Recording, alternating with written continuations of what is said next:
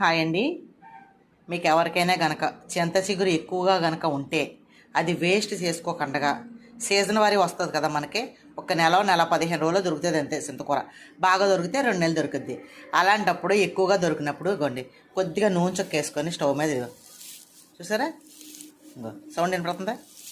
ఇలాగా క్రిస్పీగా అయ్యేంత వరకు ఉంచుకొని మీరు ఇలాగా దీనికి వచ్చి చేతితో ఇలాగా అనేసుకొని ఇలాగా చక్కగా ప్యాక్ చేసుకోండి. ప్యాక్ చేసుకొని జిప్లా కవర్లో పెట్టేసుకొని ఫ్రిడ్జ్లో పెట్టుకుంటే ఎప్పటికీ ఫ్రెష్గా ఉంటుంది. నేనైతే కొంచెం ఇలాగ ఆయిల్లో వేపేసి పేస్ట్ కింద ఆడేస్తాను.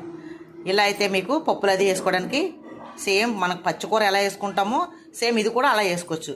పులుపు అనేది చావదు కదా, ఇందులో ఉండే పులుపుగానే ఉంటుంది. అందుకనేసి ఎక్కువ కనుక ఉంటే కనుక అయిపోతుంది, పాడైపోద్ది అనుకున్న వాళ్ళందరూ కూడా ఇలా చింత చిగురిని చక్కగా నూనెలో ఒక్క స్పూను కూడా అక్కర్లా, ఒక్క స్పూన్ అంటే కొంచెం వేసుకొని చిన్న మంట పెట్టుకొని ఇలా డ్రైగా వేపేసుకొని స్టోర్ చేసుకొని జిప్లా కవర్లో పెట్టుకొని, ఓకేనా? నేను ఇలాగ దగ్గర ఒక ½ కిలో చింత చిగురు స్టోర్ చేశాను. మీరు కూడా స్టోర్ చేసుకోండి.